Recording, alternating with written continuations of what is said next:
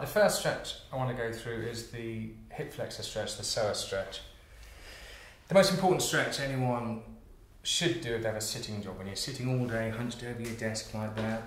This muscle, the muscle we're going to stretch out in a second, which runs from here to here, obviously gets pretty short. And whenever your back gets into spasm, it's that muscle that holds you like this. When you're coming in to see it, it's that muscle that puts you into spasm.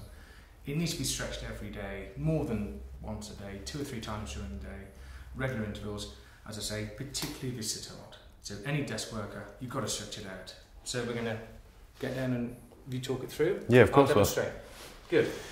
Okay, so if the patient, first of all, if they're feeling a bit unsteady with this, to try and do it next to a sofa or a bed or something like that. But if the patient assumes a position of sort of a kneeling stance with the knee and back foot flat on the floor, as shown here by Dominic, and it's about keeping the posture correct and placing, as you can see from Dominic's arms, placing his weight either over his front foot, so when he feels a stretch on this back leg, his ankle is directly below his knee. So my weight is on that leg. My body weight coming through my arms is on that leg, allowing me now to just sink that to the floor. The stretch, really, you're aiming for is into here.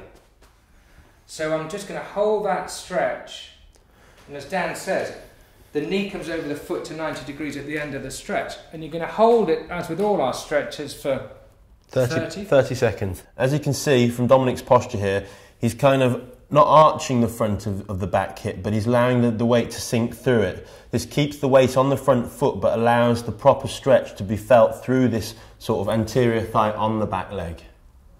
Right, now I'm going to just switch sides, go the other way. Got to do both.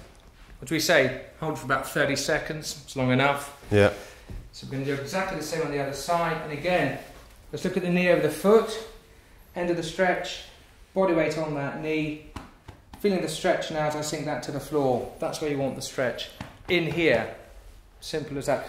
Be careful not to arch your back too much, because that puts pressure into the base of your spine, and it's people come in and say, oh, feeling it in my back. Shouldn't feel it in your back at all. All that pressure should be through here as you stretch and let it sink to the floor. So we're just going to hold that again for about 30 seconds or so. And again, the weight coming forward, so above that front knee and the front foot. So it's completely balanced. As you can see, it keeps Dominic stable. But if you are having problems with it, a bench or a bed next to you here would be really quite good, just to keep your balance, basically.